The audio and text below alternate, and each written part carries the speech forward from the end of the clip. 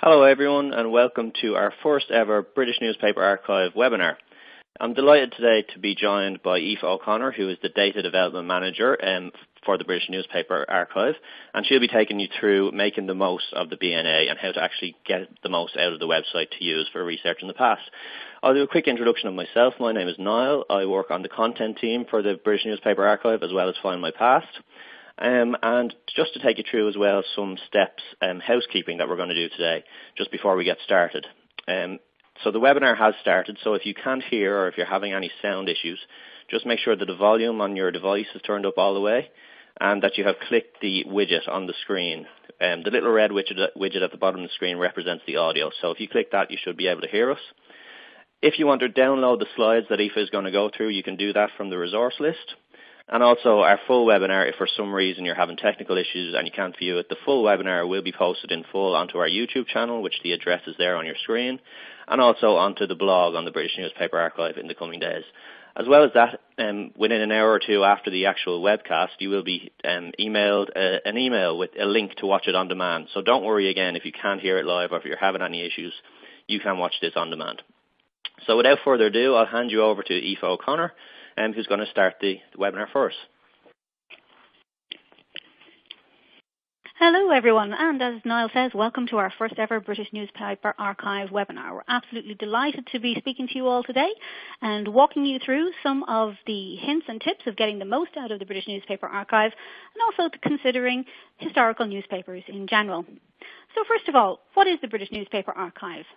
The British Newspaper Archive is a partnership between the British Library and the Find My Past, and we bring you newspapers from all around England, Wales, Scotland and Ireland. The British Library, as a legal deposit library, is legally obliged to receive a copy of every book, pamphlet and newspaper published in the British Isles.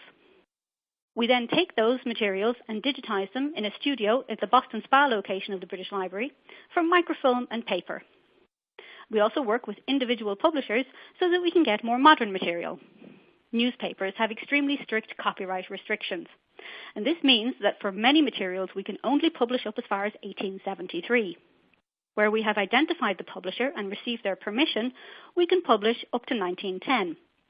Then, with further permissions from the individual publishers, we can publish up to 1957 and beyond. We also received special permission from one publisher for some materials from World War I and World War II.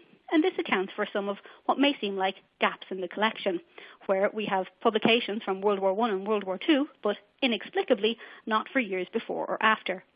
This was a special project that we ran in conjunction with some of the newspapers.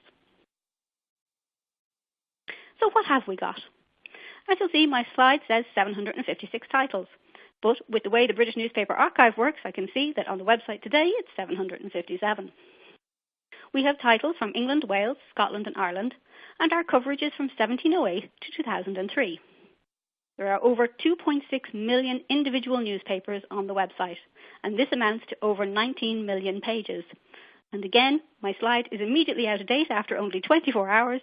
We now have 19.5 million pages on the website. The map gives you an indication of our coverage, although I am sorry to say some of the very northerly Scottish islands are cut off from that map, but we do have newspapers covering them as well. So, as you can see from this slide, the strength of our coverage is between 1800 and 1950, and in particular between 1850 and 1899, the heyday of newspapers. During the 19th century, many men with some wealth decided to set themselves up as newspaper editors and produce newspapers. Some of these newspapers only ran for a couple of years, but we are committed to bringing these newspapers to you.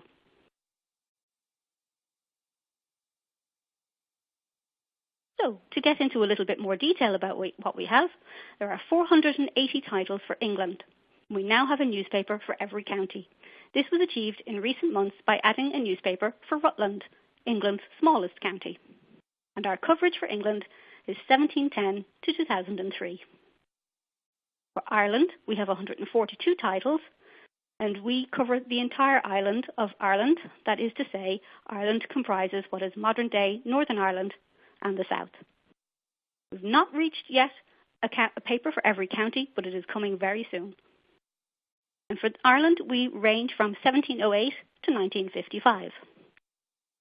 For Scotland, we have 93 titles, ranging from 1739 to 1956. And for Wales, 36 titles, including 3 in the Welsh language, from 1829 to 1956. On the website, when you go into newspaper titles, you can choose to select England, Ireland, Scotland or Wales and see the full list for yourselves for each country. So on the home page, in order to reach the list of titles, simply click on the words that say 756 titles online and you will be brought to the full list of all the titles. You can also see the latest editions by clicking on the box surrounded by the purple there on the slide, which refers to the number of pages that we have. You'll also see some drop-down menus on the home page and a map. You can click on all of these to select titles. And this is what the title list looks like. It is arranged alphabetically, and as I say, you can select England, Ireland, Scotland and Wales to narrow it down further. You can also click on the Latest tab to see what we have added in the last week or the last 30 days, or indeed, what we're going to add tomorrow. We add about 100,000 pages every week. And as I said, you can see what we've added in the last 7 days by clicking on the button, the last 30 days, or for those of you who are very eager, you can see what we're going to add tomorrow. In the main list, you will see green and red tags, and these will let you know when we last updated a title or when it arrived on site for the first time. The red new title tag drops off after 30 days.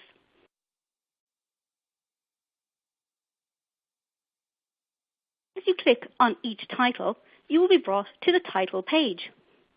This has a wealth of information about the newspaper that you're interested in. Not only do you get a free sample issue to look at, you can search only that title from the search box on that page.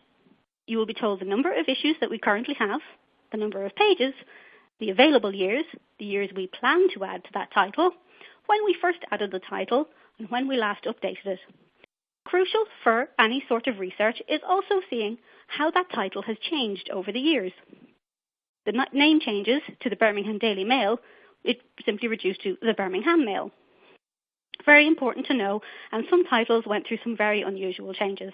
One title in particular even turned into a farming title at one point, which can be rather confusing, as if for the rest of its history it covered sport and dramatic news.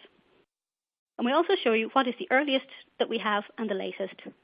Unfortunately, despite being a legal deposit library, the British Library does not in fact hold a copy of every newspaper ever produced, although it does have tens of millions. And so, as you can imagine, newspapers are extremely delicate, and so they don't always last. So we don't always have a full run of when the paper was published, but we do our best to get as many as possible. So I'd like to draw your attention to some of our speciality titles. As many of you know, we have ordinary newspapers for towns and counties throughout the British Isles. But we also like to bring you some speciality titles, including shipping intelligence, and you can see the list there. And remember, you will be able to get these slides afterwards, so you can take note of these. We also have some theatre and film newspapers, which are essential for researching those ancestors that trod the boards. We have sports titles, 11 of those, which are proving extremely popular, and military and navy titles, which are essential for researching your military ancestors. Two titles that I'd particularly like to draw your attention to are the Homeward Mail from India, China and the East, and the Poor Law Union's Gazette. So let's have a look at a sample of those now. On the left, you see the Poor Law Union Gazette.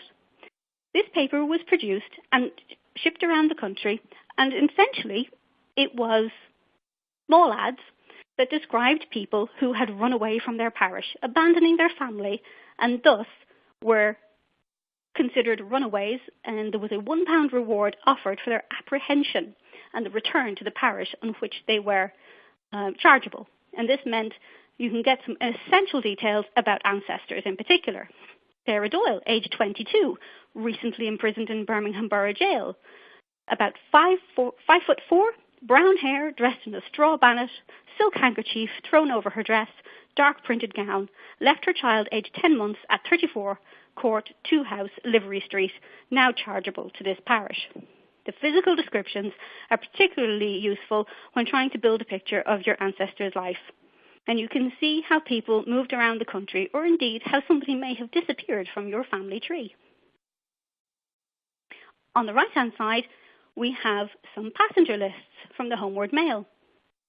And we receive information in the births, marriages and deaths section about people who were born either in India or who had previously lived in India but were now back in the UK. This sort of detail passes back and forth across the world, even at this early date. And you can imagine that people being extremely wanting to keep people in touch with families who are abroad would create these sorts of notices in newspapers. So don't think that there isn't something for you in these newspapers if your family were residing in India. There most certainly is. So in this slide, we just have a selection of the sorts of things that you can find in newspapers. The top left-hand corner, what a boon this will be to the family that are related to this particular family here. Published in the 1890s, this is a photograph of 5 generations of one family from Scotland, giving all of their names and ages. And as I say, I'd be quite jealous of the families who discover that. In the middle, you'd be surprised the sorts of things you can find in the newspapers. This is an illustration from an early version of James and the Giant Peach by Roald Dahl. And then again, to the right of that is Richardson's Manures.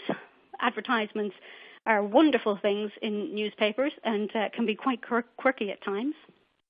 And then you have, as you would expect, news of things like union strikes. The middle column, which is perhaps a little bit difficult to read, is a commentary on the Irish in Liverpool. On the left, over the map, is a theatre review, and below that is a map of Liverpool.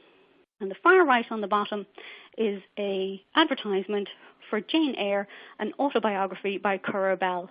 So the wealth and breadth of material that you can find in newspapers is quite staggering.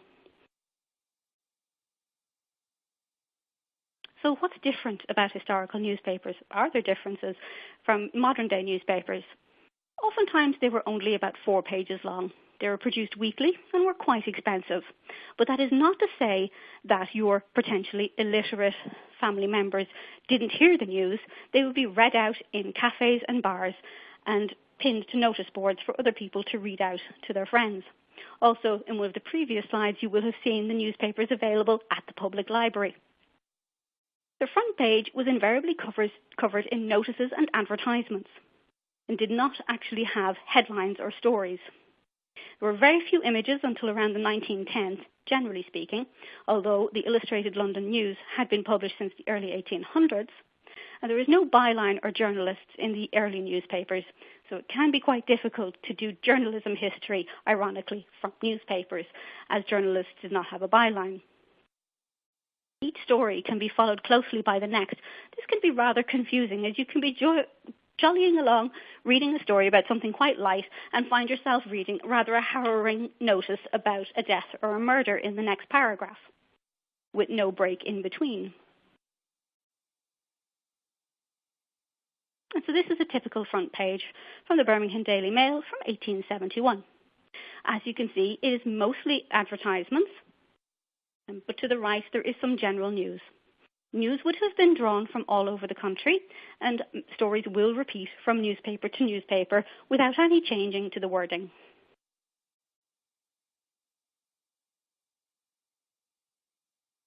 So what can we find in newspapers? Well, I think if we all take a deep breath, it's pretty much what you'd expect. It's what's found in newspapers today. But some of it may surprise you at how early they appeared in newspapers. Birth, marriage and death notices, for instance, begin to appear with great regularity by the 1820s. There are also rather detailed information about divorces to be found in newspapers, as to get a divorce was quite the undertaking in early periods.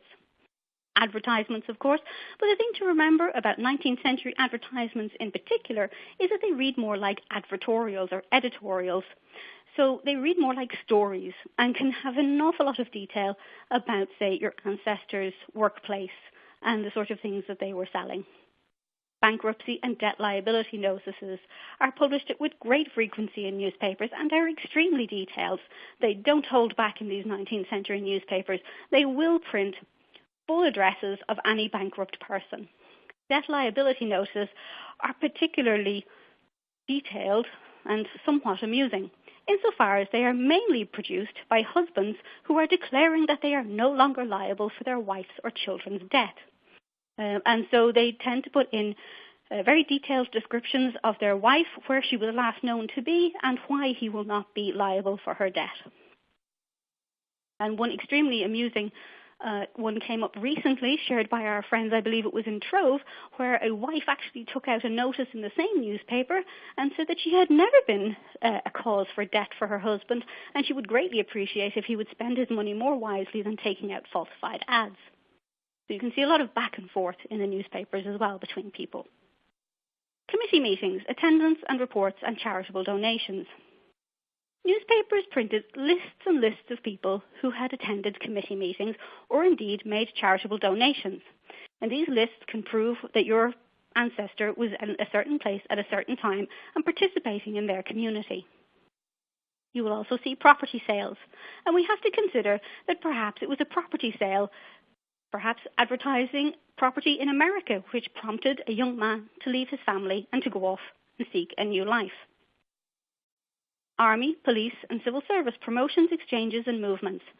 Extremely detailed as well. They will let you know about promotions in the army and let you know when people move and why perhaps they move from place to place. As we all know, we have ancestors, particularly in the police and army, who tend to move about a lot with children born in many different places, and the newspapers can help you track down those exchanges and movements. Personal favourite is court cases and inquests. The level of detail in court cases from the 19th century is quite staggering. Entire verbatim transcripts will be there, and you can almost hear your ancestor's voice as they give evidence in a court. There is, of course, news, photographs, and then poetry and fiction, which can round out an appreciation of the sort of culture that your ancestor was exposed to in the 19th and 20th centuries. One thing to be aware of in newspapers is that private details are made extremely public in 19th century newspapers. They printed details that would not be allowed today. Incidents such as suicides were reported in full with details of the name of the person and the circumstances of their death. I'll just take a moment to read out the one that I have here. Suicide in Glasgow. A man named Henry Patterson, 54 years of age, committed suicide in his own house at Rotten Row, Glasgow, on Saturday evening by hanging himself from a rope attached to a nail above the door.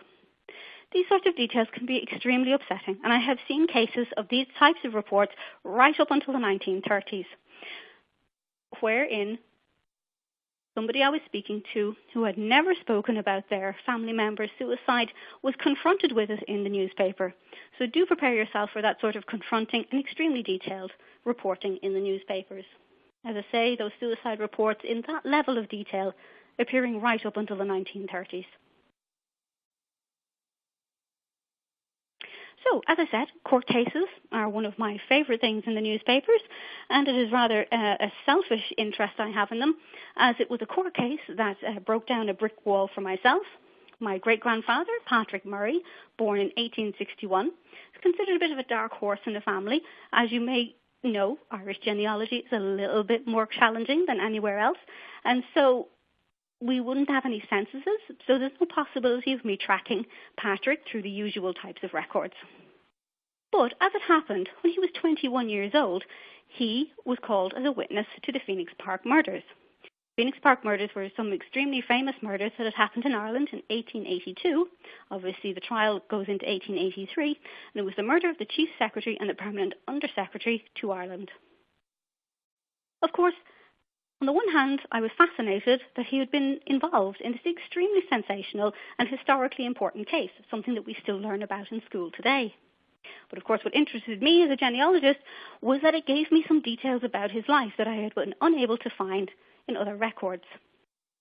I knew from his marriage certificate that he had worked at Farmley, but here it was, a labourer at Farmley, and he was going to his father's house to sleep at Carpenterstown between Castleknock and the Strawberry Beds. And so at this age of 21, some years before his marriage, I was able to pinpoint a location and the fact that his father had lived in Carpenterstown. Carpenterstown is an extremely small area, and so I was able to pinpoint the family with great accuracy. Notice how the two articles I have here, and it is reported in several articles, although these events happened in Ireland, the newspaper articles are from Wales and Manchester. And not only that, but they differ from each other greatly insofar as the level of detail they give and the differing level of detail they give. And both are printed on Saturday the 17th of February, 1883. So the same day, but distinctive information being given in both.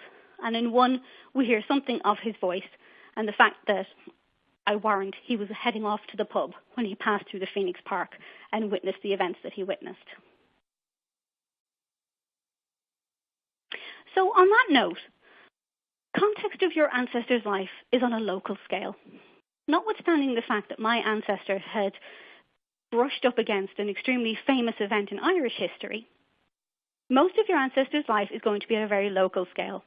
And newspapers can give you insight into the small events that occurred in your local area, which would have affected your ancestor to a far greater extent in most cases than national events like the First World War or any of the revolutions or anything that we read about in the history books. The newspaper's great quality is that you can dig into that very local detail and see the sort of push and pull factors that might have been at work in your ancestor's life. Perhaps it wasn't a case of some traumatic situation to do with a national event that resulted in their change of career or their descent into poverty. Perhaps it was the fact that a local factory closed down, or indeed that a landlord cleared off some land.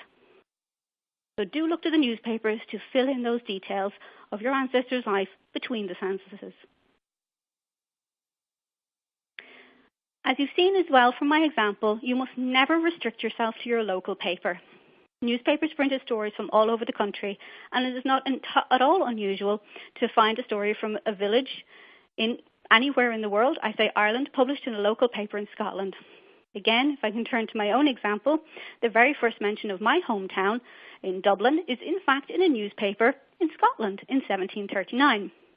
The story itself is a murder, and it is of a local baron murdering a young man who worked in a tavern in the town. Spoiler alert, the young baron got away with the murder. He had initially been sentenced to be hung, but in fact that was acquitted from that and eventually pardoned entirely, although I believe he did move away. So as I say, never restrict yourself to that local newspaper. I can appreciate that at first glance it might be slightly overwhelming to see quite so many mentions of your hometown across all of the newspapers, and by all means restrict yourself to a certain period of years or indeed local newspapers to begin with, but do keep coming back to all of the newspapers and see what's being reported further afield. So let's get down to some search strategies. The first thing we have to remember is that first names sometimes appear in newspapers, but oftentimes don't. So you want to be searching for your ancestor as Mr. Smith or a young lady called Smith, or indeed, if it is a married woman, Mrs. Smith or Mrs. John Smith. And apologies to all the ladies out there for 19th century sensibilities about women. Delayed news. In a time before the telephone, news could be delayed for several weeks. Please search for at least a month after the event for more detailed accounts. As you can imagine, stories often grow, more detail comes out. Or indeed, might not have reached the newspaper for a couple of weeks after it happened. Historical language. It's so important to understand how our ancestors thought about things and how people in the past thought about things. As you know, World War I was simply the Great War, or just the war itself. In Ireland, World War II was known as the Emergency. Just recently, of course, Her Majesty the Queen turned 91, but when she was a baby, she was the Duchess of York's baby girl. She wasn't Princess Elizabeth, and she was certainly not the future Queen at that time. So do keep in mind the historical context of what you're looking at. Newspapers and how we search them. So we know that newspapers are not indexed in the same way as historical records. Nobody sits and types up every word that's in a newspaper. Instead, we use something called optical character recognition. And in essence, the computer takes a picture of what it sees and attempts to turn that into text. Now, as you can appreciate with newspapers, particularly where they are very faded, some of the parts of the letters can appear to be missing as far as the computer is concerned. And if we look at the example that we have on the screen, if you just look at the bottom line, foreign and domestic news, you all know that F shape that is in fact an S in the 18th century, and I'm afraid that does rather confuse the computer. Also, OCR is improving all of the time, but much of our OCR on the British Newspaper Archive was carried out between 2011 and 2015. And although we're looking to improve it all the time, you have to understand that some of the newspapers are that little bit older in terms of when they were OCR'd. So please keep in mind that there are some strategies that you'll need to use when searching OCR text. We'll want to use a combination of search terms and to use all of the search features that have on our site to make your search as accurate as possible. So let's look at a typical search. When I type Taylor Carter into the basic search, these are the two results that I get. As you can see, for your convenience, the words Carter and Taylor are highlighted in green so that you can pick them out and see if the context matches what you're looking for. Also take a moment to note the date and the newspaper that the information is coming from, especially, as I said, in those early searches where maybe you do want to just narrow your focus ever so slightly to a local newspaper before you work a little bit broader if you're not coming up with the search results that you expect. Obviously, the date is going to be extremely important because if something, as you can see here, we have a report from 1881 and a report from 1916, so these are very far apart and only one of them is going to be relevant for our search. So we look at the singular death of a Carter, and when you actually open the article, you will see that your words, instead of being now highlighted in green, have little blue boxes around them, and the article that you are looking at is a lighter colour than the articles which surround it. At this point, you might want to make a note of the exact date of the newspaper article if it is of interest to you, and the page number on which it appears for your source citations. Now, you can move on and see where this article fits in the newspaper in total. And to do that, you will click on the little icon that looks like a screen that I've highlighted with the red circle on the slide, and this will bring the article up in the context of the page. And as you can see, it's more obvious now that the article that you're looking at is in a lighter colour and the rest has been sort of shaded out. If you want to get a further idea of where this fits in on the page, you can choose to wipe out the highlighting on this by selecting the refresh button, which I've highlighted here on the screen. And this will zoom you out, and this red arrow will not be on your screen. I'm just pointing out where that article sits on the page. But this is the full page of the article. Now, these are newspapers, of course, and so they are rather large in format, A3 or bigger. And if you were to print off that page onto an A4 piece of paper, essentially that's what you get. Huge blocks of text printed onto a tiny space, and therefore really not much use for you. So what you want to do is you want to use our zoom in buttons, and on PCs you should have something called the snipping tool. When you've zoomed into a level where you can read it, you can use the snipping tool to capture, sort of cut out just that piece so that you can read it properly. On a Mac, you have to press Command, Shift and 4 together, and then you get the little scissors function by which you can snip out just your article.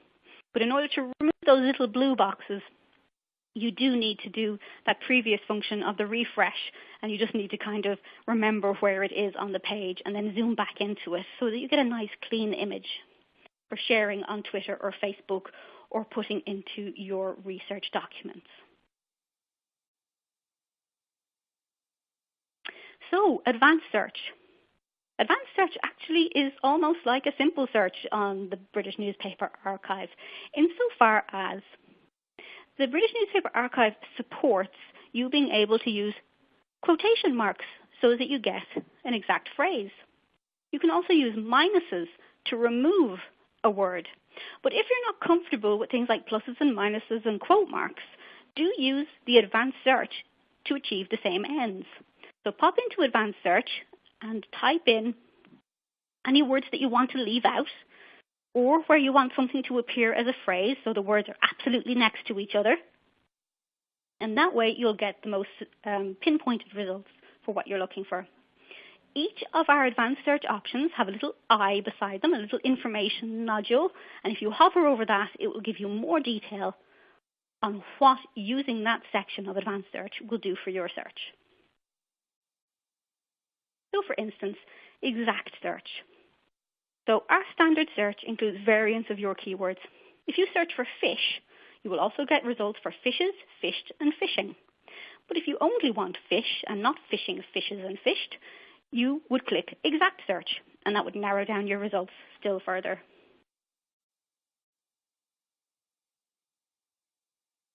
Also in advanced search, you can search on the dates of when newspapers were published.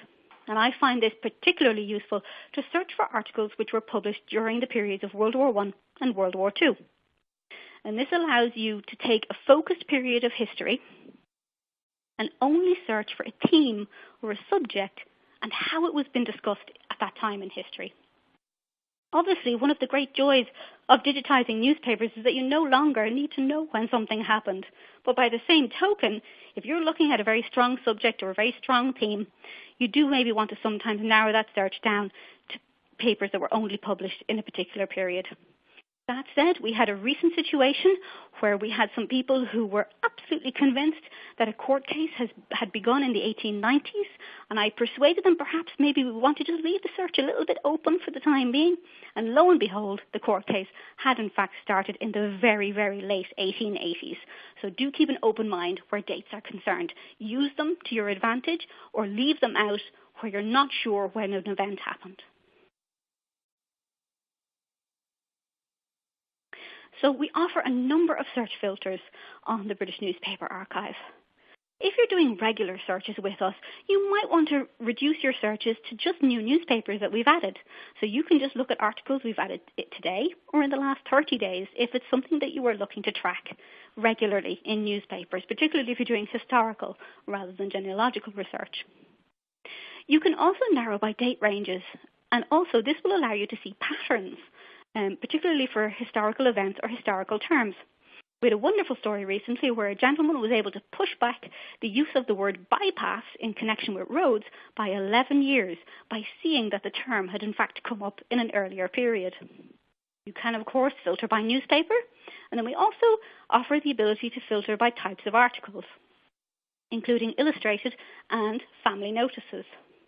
We also encourage you to put your own tags onto records and newspaper articles to help your fellow researchers. Now, a note on our place filters on the British Newspaper Archives. These are specific to where the newspaper was published and are not internal to where the news was being reported from. This is an important point to keep in mind. So as I say, I don't always encourage narrowing by place, but as I say, sometimes it can be useful. However, you are searching by where the newspaper was published, not by where the event took place. So when you search by London, England, you will still get news from all over the country.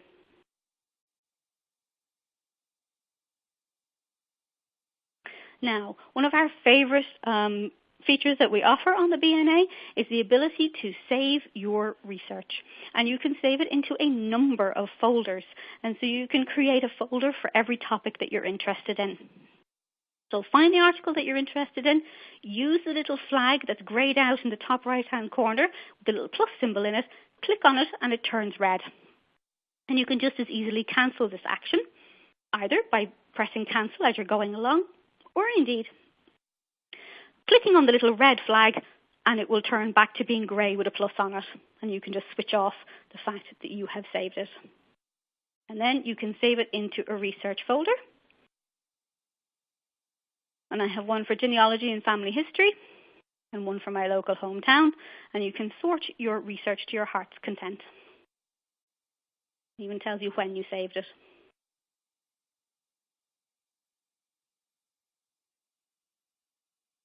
So we like to offer a few ways into our newspapers, and 5 of our newspapers are extremely heavily illustrated, and for those we can offer a picture search. So a little bit like Google, you can type in a word, and instead of being returned articles, you will be returned pictures. You can then choose to view the article that picture came from. So that's an extremely special thing for 5 of our newspapers on the archive, and we hope you enjoy using that.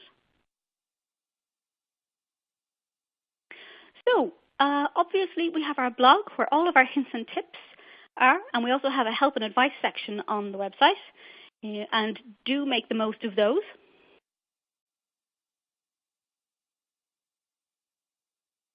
And of course, we would love you to keep in touch with us, and you can do that on Facebook, you can do that on Twitter, and we also send out a regular newsletter, and of course, the blog.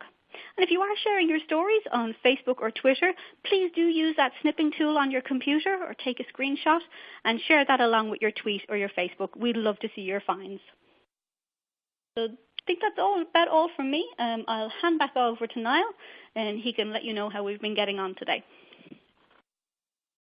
Thank you very much, Aoife. That was really, really useful from my point of view. I hope everyone out there watching finds it useful as well. Basically, what we're going to do now is a lot of questions have been submitted to the team, and the team are working away to try and get through them all. There is a huge volume, so if your question hasn't been answered yet, please do bear with us. We'll try to get through as many as possible. I've lined up a few questions for Aoife, and I will run through them with her now as well live. But also, I've got a little poll here on your screen, so if you'd like to take this poll and just let us know, because we love to hear your feedback if you actually found this webinar useful. And I will now jump into our live Q&A, but also just to say on your screen there in front of you is a 20% off discount offer that we have running at the moment exclusively for viewers of this webinar. So on the British Newspaper Archive, if you're not already subscribed, you can use that code BNAWeb20 and you'll get 20% off either of our subscription packages. So that's from a 1-month subscription or a 12-month subscription. That'll give you 20% off. Just to jump into the Q&A now for Aoife to start asking her some questions. The first question we've got in, Aoife, is from Robert Hogan, and Robert wants to know, are workhouses in the newspapers? Absolutely, Robert. The Poor Law Union's Gazette is produced by the Poor Law Union, which of course ran the workhouses. You'll also find a lot of information about conditions in workhouses and anything that is coming out, be it scandals or positive, from the workhouses throughout the UK and Ireland in the newspapers. That's great, thanks Aoife. Another question in here from Jeff Hobbs. Thank you, Jeff. And Jeff has asked us, is it possible to get a good copy from the original of a photograph? Generally speaking, high-resolution images are only available to those who are looking to reproduce them to publish in books. We do have a cost associated with them, and you will find that information on the website in our Rights and Reproduction section in the Terms and Conditions. But generally speaking, I think you'll find that the image that you can download from the website yourself as PDF, and then you could serve it as a JPEG, is more than sufficient for your own personal research, or indeed for using in a presentation for a school or college, or if you're doing something with your local history society. I just want to emphasize that if you're doing something for your local history society, or if it's just for your own private research, there's absolutely no cost involved whatsoever. It's only if you're publishing something commercially that there is a cost associated with getting an extremely high resolution image from the team at the BNA. Great, thanks Aoife. I've seen a couple of comments come in just saying that the poll went really quickly from the screen. I got ahead of myself obviously, so I've just put the poll back up on the screen, so if you want to vote on that poll, you can do so now. And I'll continue on with the questions for Aoife. So I've got a question in, Aoife, from Kim Barnsdale. And Kim is asking, in searching these papers, can we search my name of an ancestor, or do I just have to read the papers for certain time frames? Absolutely would encourage you to search for your ancestor's name. As I said earlier in the webinar, you may find that your ancestor's full name is not reproduced in the paper. If they were involved in an accident or anything like that, in fact, they may just be referred to by a lady from whatever their address was, or, as I said, Mr. Smith or Mrs. John Smith. They go by their husband's name a lot of the time, the ladies. So if you're looking for a person, use those quote marks and use perhaps something like their occupation. Try out a few search terms. So you're going to want to search on your ancestor's name, but also on maybe their hometown along with their name, or, as I said, their occupation. But absolutely don't be limiting yourself to time frames other than perhaps the time frame within which your ancestor was alive, because obviously they're unlikely to appear after their death, except for perhaps a couple of months afterwards if there is a death notice or an obituary. Lovely, thanks Aoife. I'm just going to flick back onto the offer screen now, so hopefully you've all voted in the poll, and the offer code is back on the screen now if you want to note it down to be able to take advantage of that discount. A question in from Joe Evans here, Aoife, and it's actually a question I've seen a few times here today.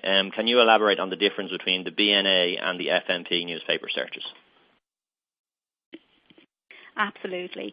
The British Newspaper Archive, as you know, is a newspaper-only search. So we only have newspapers on the British Newspaper Archive. The search on Find My Past is very much geared towards indexed records, that is to say records which have been typed up. I would consider the newspapers on Find My Past an invaluable resource for family historians, and frankly, if you have a subscription to Find My Past, you may find that it is more than sufficient for your needs. If, however, you're interested in newspapers specifically, you will find the search on the British Newspaper Archive more sophisticated for your needs. There are a certain number of filters on Find My Past, but the ones on the British Newspaper Archive site are specifically geared and generated towards newspapers, and thus will serve you better if newspapers is your main interest. Thanks, Aoife. And Michael Bailey has submitted a question. Why does the search engine occasionally miss the exact words one is looking for? It sometimes seems unreliable. I can appreciate that can seem to be the case. It is down mostly to the OCR. Newspapers, if you can imagine an old newspaper yourself, oftentimes the conditions they were kept in were not ideal. And the newspaper print itself can bleed or can come through from the other side, and thus confusing the OCR engine, the optical character recognition, which, as I said, is the computer essentially taking a photograph of what it sees and trying to turn that into a piece of text.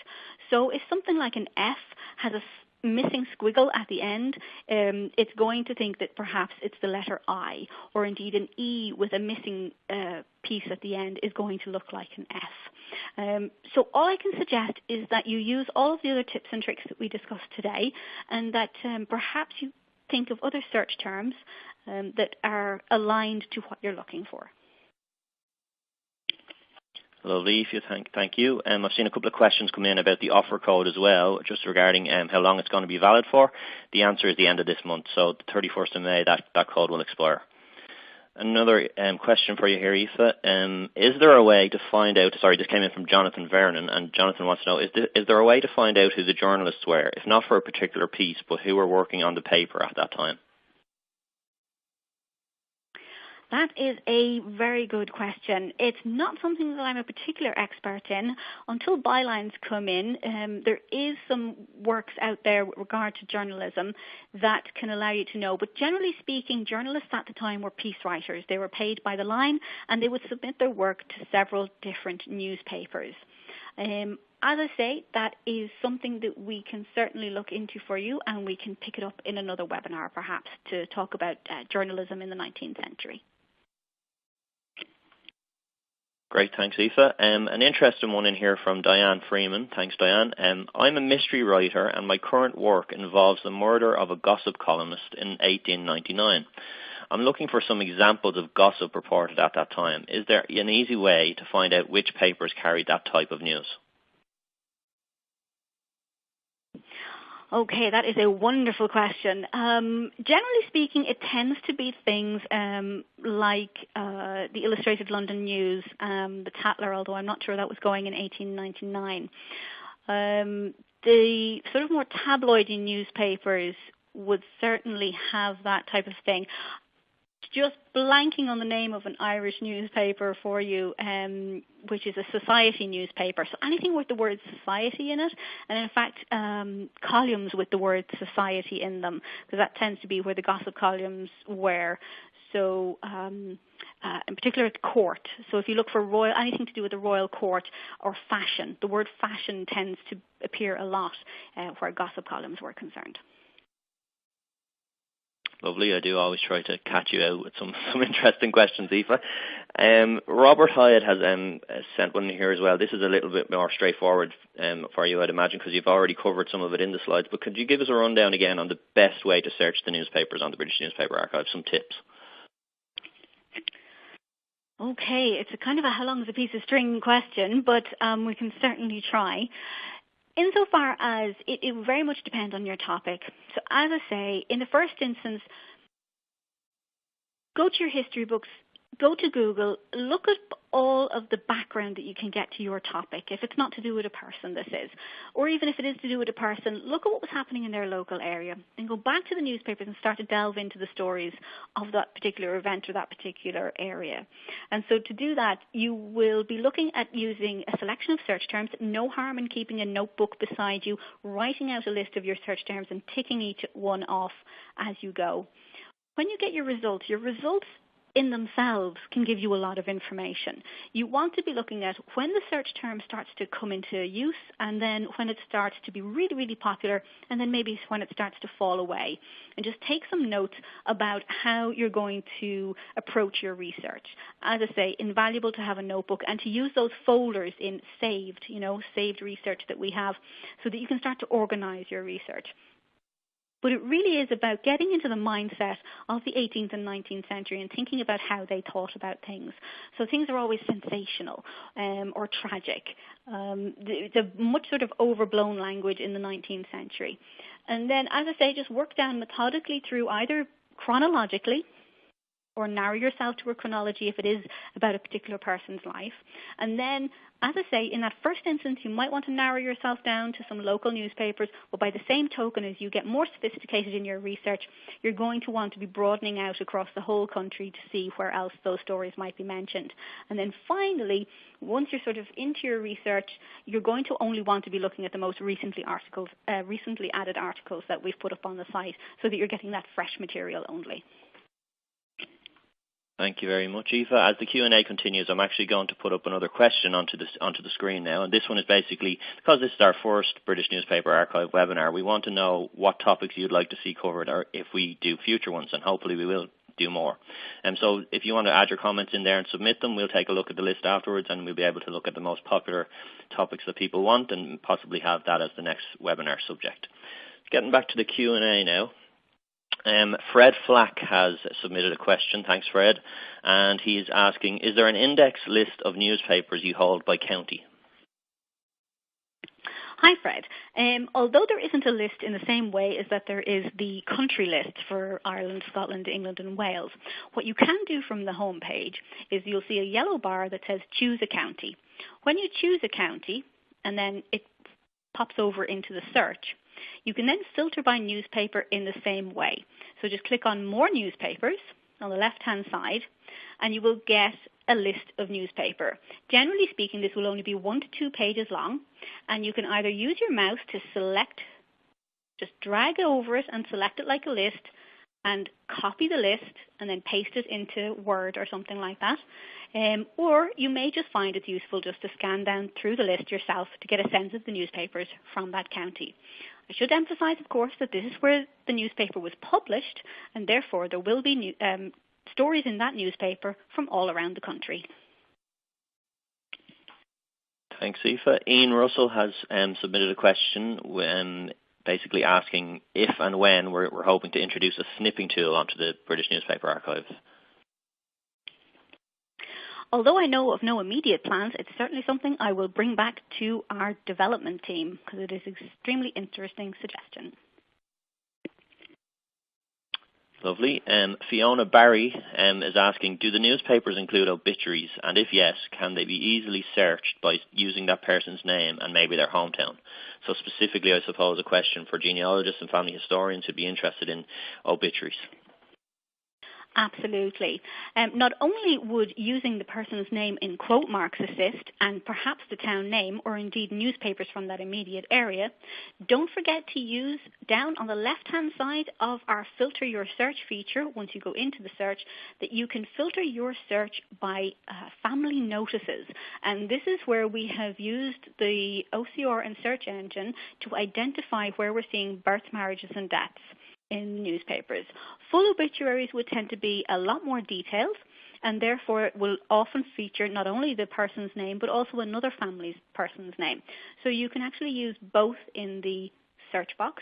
You can put the first person's name in quotes, Joe Blogs, and then you can use the word and or a plus symbol, and use then in quote marks again another person's name.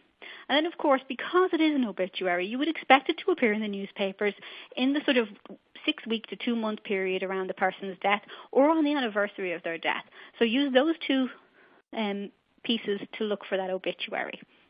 So you'll want to use a date range, narrow down a date range from our advanced search, sort of about 2 months after the death has taken place. Lovely. I'm seeing a lot of people submitting topics that they'd like to see covered via the Q&A screen. If you can actually add it onto the slide and submit it there, that's how we'll actually be able to pick it up, because we'll get that list afterwards and we'll be able to look through it. So back to Aoife's questions. David Fry has submitted a question. Thank you, David. Why do you need permission from publishers for papers after 1873, as many will be out of copyright? Absolutely. So what we do is we're extremely cautious about what we publish, as newspapers, as I said, have extremely long copyright. The main copyright on newspaper is 144 years. It then drops to 107 years, wherein as long as the publisher does not object, we can publish up to 1910. On a rolling basis, next year it will be 1911. So what we do in situations where we are confident that the newspaper no longer is in business and there is no business which has inherited the rights to that newspaper, we publish the newspaper up as far as 1910 and in some cases up as far as 1956. And we have a disclaimer on the site that we appreciate that if there is in fact somebody who owns the rights to that newspaper, we will either take down the newspaper or negotiate with them for further permissions with regard to that newspaper. So we are running an exercise where we look at each newspaper, and if we cannot find any contemporary owner of that material, we will publish it up as far as we can get it. That's great. Thanks, Aoife. Caroline Cunningham, thank you for your question, Caroline. Caroline's asking, can you search for pictures on the website? Absolutely, you can search for pictures. You can do this in 2 ways. Obviously, many of our regular newspapers have pictures, and on down again on that left-hand side of our search feature, you can choose to search only pages which have been noted as having illustrations on them, or are noted as being what we call graphic. You can then use our in-pictures search, which can be found by going britishNewspaperArchive.co.uk/pictures, and this is restricted to 5 highly illustrated titles from the Illustrated London News Group. So that is an extremely visual search, but any of our newspapers which are illustrated or have pictures in them can also be narrowed down, as I say, on that left-hand side with our other picture filters, which, as I say, are illustrated or graphic checkboxes. Thank you. And we're coming up to the end of the webinar, but we do have time to fit in a few more questions, so I'll get as many in as possible. Fran Bell is asking, if searching family notices, is it necessary to search for Smith John as well as John Smith? No, I don't believe it is. The OCR should understand that the words simply need to be near one another. So John Smith and Smith John, although in some cases it might return slightly different search results, generally speaking, it will return them for both instances. Great, thanks Aoife. Just to say again, guys, if you'd like to see a topic covered in future British Newspaper Archives, please add it onto the poll on the slide at the moment, and we will be able to see that list afterwards and be able to go through it and see what the most popular topics were. So time for a couple more questions to be able to squeeze in. I I have one here from Victor Badian, and Victor's asking, can you explain the absence of newspapers from 1950 to the present day? Thank you. Hello, Victor. Yes, newspapers from 1950 to the present day, with those newspapers, and most of those newspapers are still being published today. On the one hand, some of those newspapers have their own archival sites and so are not open to discussion with the British Newspaper Archive. And in other cases, we are in active negotiations with newspapers to permit us to publish their archives to the British Newspaper Archive. Generally speaking, though that material is still considered modern by those newspapers and is not necessarily going to be available on our archive, but we are, as I say, in constant negotiations. Thank you, Aoife. Now, one more question possibly. How can we ask for a local newspaper to be included in future digitisation? And that comes in from James Beechel. Hello, James. Thank you for your question. We have a section on the website where you can make these very suggestions. So if you go to the help section on our site, and we have a section there called Newspapers We Should Add Next. As I discussed early on, we scan the newspapers mostly from the holdings of the British Library. So in the first instance, the British Library would need to hold a copy. It would also need to be out of copyright, or the publisher, if it's still in copyright, would need to give us permission to scan it. Depending on how it is held, if it's held on microfilm, that is something that we can scan at rather large volumes. If it's on paper, that takes a lot longer to scan. As you can imagine, paper is extremely physical and it's large and takes an awful lot more handling than microfilm. And so please do make your suggestion in Newspapers We Should Add Next in our help and advice section.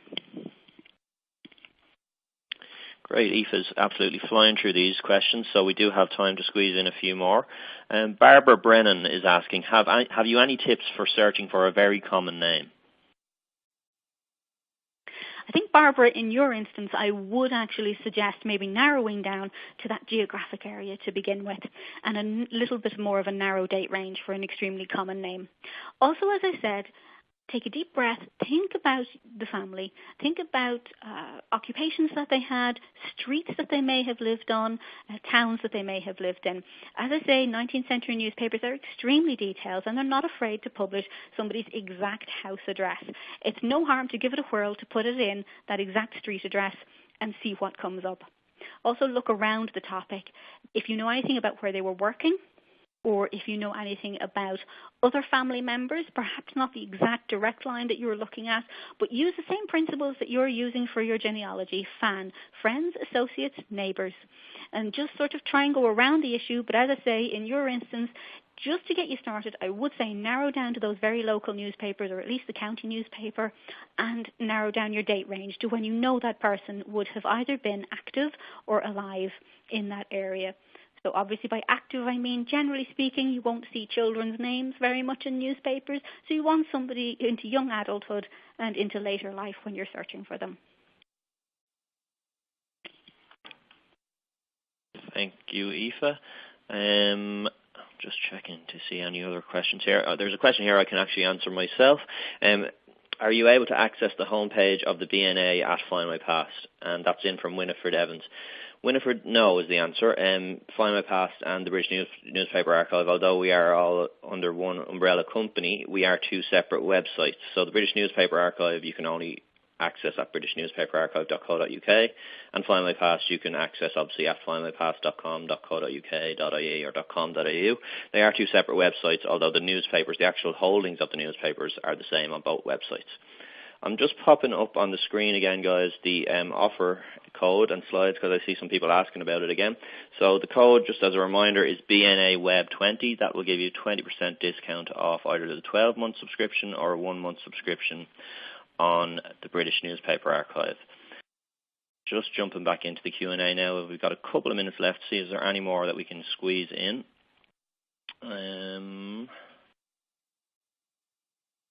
Okay, this is quite a specific one here, Aoife. It's come in from Richard Huxley. And Richard is saying, Sometimes when carrying out a search, the blue box does not correspond to the position of the text used in the search. Is there anything you can do to identify where the text is? Yes, that can be a problem with some of the material that was OCR'd and what we call zoned early on. So all I can do is suggest that you look for keywords around the word in the hopes of narrowing it down, but that's something that we're going to have to review with our development team. Lovely. Thank you, Aoife. And that's pretty much it for today, guys. Overall, I think a lot of the feedback for our first webinar has been massively positive, so thank you all for that. And we will take a look at the topics that you've submitted, but that's it for now. Thanks a lot for joining us today. Bye-bye.